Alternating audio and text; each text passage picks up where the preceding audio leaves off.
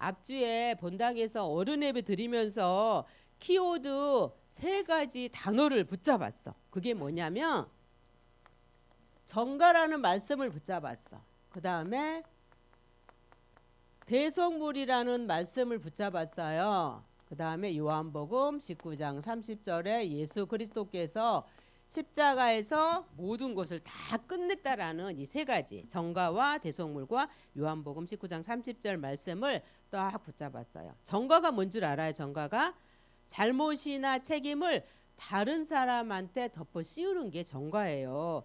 구약 시대는 예수님이 오시기 전의 시대죠. 내가 죄를 짓잖아. 그러면 양을 잡았어. 양을 잡기 전에 양의 머리에 손을 딱 얹고 내 죄를 다 뒤집어 씌우는 거야. 그리고 나서 하나님께 제사를 지내면은 하나님이 받으시고 내 죄가 없어지는 거예요. 대속물은 뭘까? 대속물은 지은 죄에 대한 벌을 받거나 속죄하기 위해서 바쳐진 물건이나 사람을 말하는데 우리 죄를 대신해서 아무 죄가 없으신 예수님이 십자가에서 제물이 되신 거죠. 우리의 죄, 우리의 병을 십자가에서 예수님이 다 끝내셨어요. 전도사님이 일주일 동안 계속해서 매일매일 정가, 대속물, 요한복음 19장 30절 모든 문제 끝 이 말씀을 매일매일 묵상하는데 굉장한 은혜가 됐고요. 또 전도사님이 힘을 얻을 수 있었어요. 나의 무능함, 무기력, 무응답, 또 연약함, 질병, 또 상처, 불신앙 이게 내 것이 아니야. 누구께 전가하면 된다고요? 누구한테 전가하면 돼? 누구한테 떠넘겨. 불신앙 내 거 아니야. 누구한테 떠넘기라고? 예수님이 다 십자가에서 담당하셨다고 했기 때문에 이거 내 거 아니야. 예수님께 그냥 넘기면은 되는 거예요. 예수님이 십자가에서 이 모든 것을 담당하셨어. 그래서 이 문제가 내 문제가 아니야. 이제 나는 이 문제하고 상관없어. 내가 할 것은 하나님 바라보고 보좌의 축복 누리고 하나님이 하라는 거 하면 되는 거예요. 전도와 선교의 방향 맞추고 이제 나머지 인생은 하나님이 책임지시고 인도하시는 거야.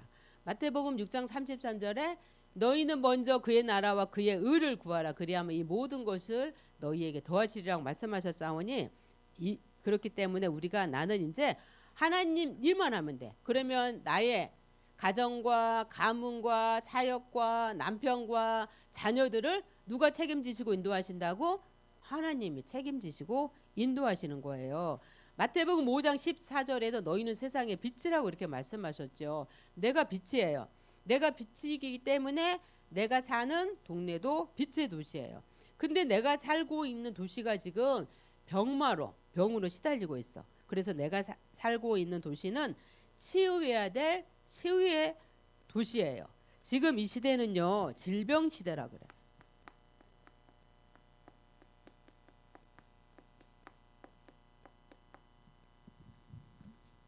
아담과 하와가 범죄하기 전에는 병이 있었을까요? 없었을까요? 병이 없었어요. 죽지도 않았어요.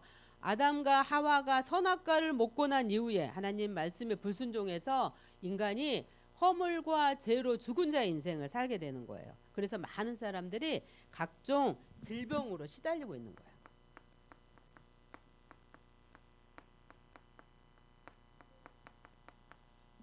이 각종 질병으로 시달리고 있는데요. 전도사님이 건강검진을 받기 위해서 이렇게 종합병원 한 번씩 가보면은 진짜로 아픈 사람들 이렇게 많을까 할 정도로 많은 사람들이 아프고 있어요. 마가복음 1장 34절에 보니까 각종 질병 걸린 사람들을 예수님께 나왔다고 이렇게 했어요. 예수 믿는다고 병이 안 걸린 건 아니죠. 예수 믿어도 병에 걸려요. 늙으면 또 병이 찾아올 수밖에 없어요. 성공해도 돈이 아무리 많아도 병에 걸려요. 삼성 이건희 회장 알죠? 이건희 회장 가정에서 급성 심근경색으로 쓰러졌잖아. 그래서 식물 인간으로 한 7년 정도 고생하다가 깨어나지 못하고 그대로 한 2년 전인가 죽었잖아요. 아무리 돈이 많아도 병을 해결할 수가 없어. 이 병을 낫기 위해서 부인이 홍나이 여사잖아. 홍나이 여사와 그 아들이 누굴까? 이건희 회장 아들이 이대용이죠. 이대용이하고 같이 홍나이 여사가 불도가 아주 심했다 그래. 전국 사찰을 돌아다니면서 남편 병이 낫기 위해서 또 아빠의 병이 낫기 위해서 불공을 열심히 들였지만 낫지 못하고 2년 전에 죽었어요. 아무리 돈이 많아도 또 대통령처럼 성공했어도 병이 온다는 거죠. 예수님을 나의 주인으로 모시면 돼. 내 안에 계신 하나님은 창조주예요. 창조주는 뭐예요? 이 세상을 만드신 분이죠. 전지전능하신 분이야. 전지전능하신다는 말은 무슨 말이에요? 모든 것을 알고 있고 모든 것을 할 수 있는 분이 누구시라고? 바로 하나님이셔요. 죽은 나사로도 살리신 분이시죠. 그분이 나의 주인이에요. 그래서 우리는 근원 치유를 받아야 돼. 근원이 치유가 돼야 되는 거예요. 마가복음 1장, 5장, 7장, 9절에 보니까 귀신 들린 사람들이 나와.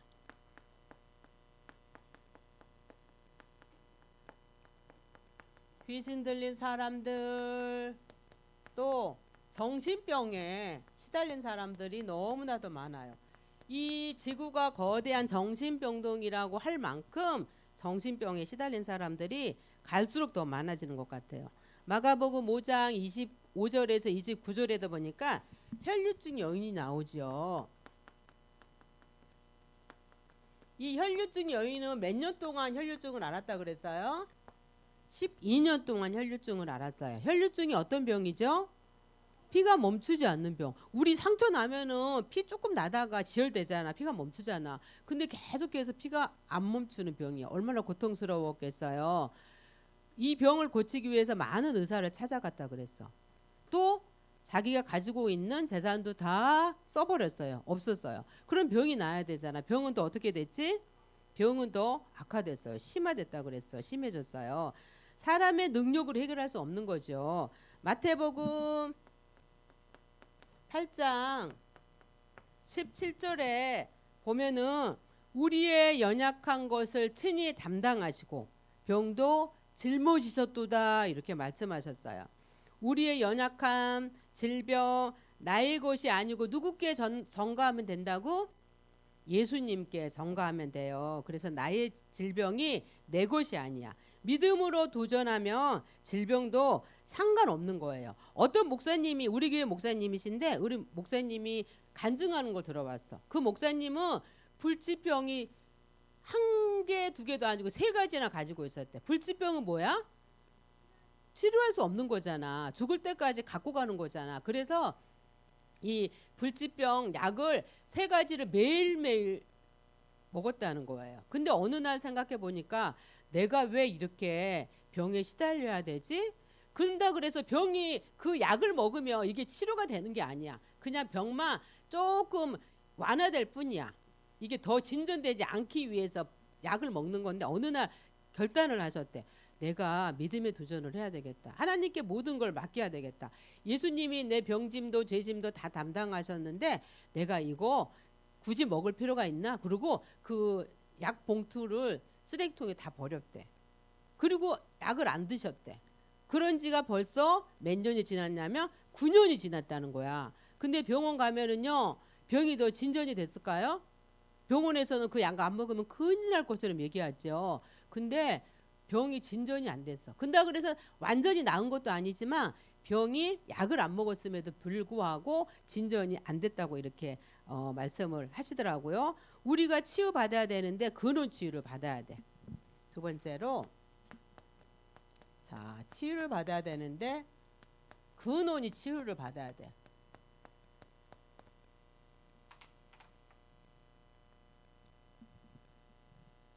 병원에서 치유받았다 이런 말 안 하잖아요. 병원에서는 뭐라 그러지? 치료받았다 이렇게 말하지요.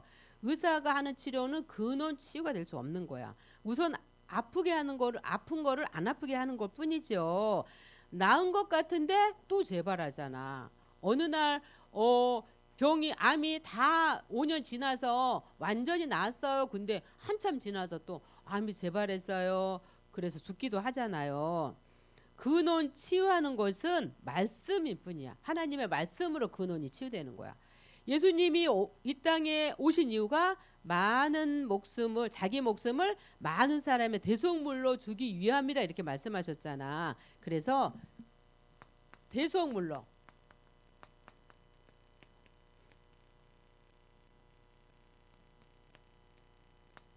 대속물로 오신 예수 그리스도예요. 예수님이 대속물로 이 땅에 오신 거지요. 우리 죄짐 병짐을 예수님이 다 담당하셨다 그랬어. 오늘 본문 마가복음 10장 45절에 대속물, 우리를 대신해서 제물이 되어주신 거죠. 레위기 3장 1절에서 2절 말씀에 보면 전도사님 아까 얘기했지만 구약 시대에 예수님 오시기 전에 내 죄가 있으면은 양에게 양 머리에다가 얹고 내 죄를 양에게 다 전가한다 그랬지요. 그러면 내 죄 문제가 해결이 되는 거야. 양에게 전가를 해. 양에게 떠넘겨. 그러면 내 죄가 해결됐다는 거야. 속죄됐다는 거지요. 그거를 마가복음 5장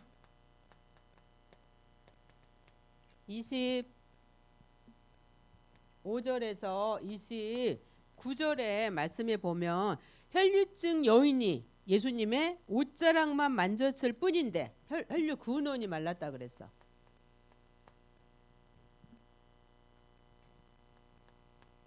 혈류증이 자 예수님에게 전가.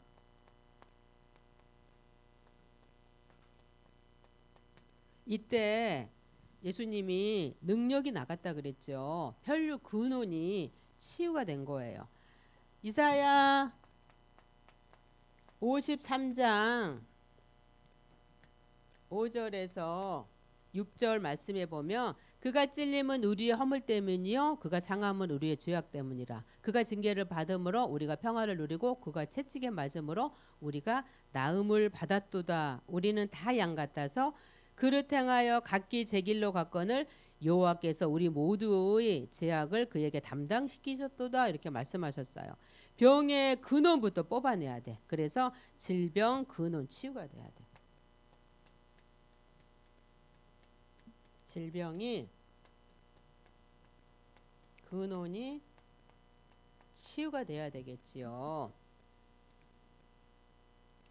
혈류증 여인이 예수님의 옷자락만 만졌을 때 혈류 근원이 예수님께 전가되고 치유되고 능력 충만, 성령 충만함을 임했어요. 마가복음 10장 45절에도 예수 그리스도께서 대속물로 질병 문제를 다 해결하셨어. 마가복음 16장 16에서 17절에 이런 말씀이 있어요. 믿고 세례를 받는 사람은 구원을 받을 것이요 믿지 않는 사람은 정죄를 받으리라. 믿는 자에게는 이런 표적이 따르리니 곧 내 이름으로 귀신을 쫓아내며 새 방언을 말하고 병을 집으며 병든 자에게 손을 얹은지 나으리라. 이렇게 말씀을 하셨어요. 믿을 때 이런 일이 일어난다는 거죠. 그래서 우리가 믿음이 중요해. 믿음이. 하나님 말씀을 믿는 게 중요하죠. 알아갖고도 안 돼요. 믿는 게 너무 중요해. 그래서 평소 신앙이 중요하다 그랬어. 평소 신앙. 평상시에 어떤 신앙을 갖고 있느냐가 너무 중요하죠. 평상시에 신앙을 갖고 있는 사람은요. 문제가 와도 넘어지지 않아요. 그 문제에 넘어설 수가 있어요. 어떻게 하면 평소 신앙을 유지할 수 있을까요? 우리 렘넌트도 어떻게 하면 평소 신앙을 유지할 수 있을까? 주보에 나와 있는 체크리스트. 체크리스트만 잘하면 평소 신앙을 유지할 수가 있어요. 자, 그래서 아침에 우리 렘넌트들 아침에 뭐 해야 되지? 아침에 눈 뜨면 뭐 하라 그랬지? 393 호흡기도 하라 그랬지. 뭐 보면서 하라고? 영상을 보면서 반드시 하세요. 아까 설교 전에 했던 그 영상 다 가지고 있지요. 그 영상을 보면서 아침에 눈 뜨자마자 393 호흡 기도를 해. 그리고 주보에 보면은 뭐가 나와 있지? 강단 기도 있죠. 강단 기도. 강단 기도문 있잖아. 그 다음에 또 뭐 있는 줄 알아요? 7대 여정 정시 기도문 있어. 이걸 읽는 게 바로 기도예요. 읽는 거야. 그리고 주일날 강단에서 붙잡은, 내가 붙잡은, 이거는 강단 기도는 주보에 나와 있는 거고, 강단에서 내가 붙잡은 기도 제목 있지요. 또 그날의 기도 수첩 있지요. 이걸 가지고 아침에 학교 가기 전에 반드시, 다른 거 하기 전에, 학교 가기 전에 아침에 기도하는 거예요. 이때 보좌의 힘과 지혜가 생겨요. 시공간 초월 237 빛이 임해요. 말씀을 마음에 딱 메모하면은요, 치유의 역사가 일어나. 그리고 낮에는 어떻게 해야 될까? 낮에는 우리가 아침에 붙잡은 말씀 있지요. 그걸 가지고 보고 또 뭐 듣고 말하는 거 또 느끼는 거 뭘로 바꿔야 돼요? 뭘로 바꿔야 돼? 기도로 바꿔. 기도. 그리고 하나님의 의미를 생각하는 거야. 하나님의 계획을 생각해 보는 거야. 하나님의 계획은 뭘까? 이거를 생각해 보는 거예요. 기도로 바꾸지 않으면은요, 상처, 누구에게나 다 상처 있어요. 상처 없는 사람 없어. 옆집 아저씨한테 상처받는 게 아니야. 친한 사람들, 우리 가족한테, 엄마 아빠한테, 동생, 형아, 누나한테 상처를 받는 거야. 이 상처를 가지고 있으면 안 돼. 상처는 영적인 암이라고 그랬어. 이 상처를 복음으로 치유해야 돼. 어떤 친구는 뭐 혼자 있으면 막 두려워하는 친구도 있더라고요. 이 두려움에는 요한일서 4장에 보니까 형벌이 따른다 그랬어. 두려워할 때 사단이 역사하기 때문이에요. 그래서 이 두려움도 복음으로 치유를 받아야 돼. 불안한 거 이런 거 다 치유를 받아야 돼. 근데 이게 치유가 안 받잖아요. 그러면 상처, 불안, 두려움 이런 것도 각인되고 뿌리 내리고 체질됐다가 어느 날 열매를 맺어. 전도사님이 가끔씩 너무 안타까워서 기도할 때가 있는데 우리 랩런트들이 동부 어린이집 나왔어요. 유치부도 졸업했어요. 유초등부도 나왔어요. 근데 중고등 시절에 갑자기 이 중고등부 시절에는 영적인 문제가 드러나는 시기잖아. 갑자기가 아니겠지. 어릴 때부터 이게 계속해서 쌓여서 그게 나타난 거야. 정신이 이상해졌어요. 우울증이 왔어요. 정신이 분열됐어요. 이런 친구들이 가끔씩 나와.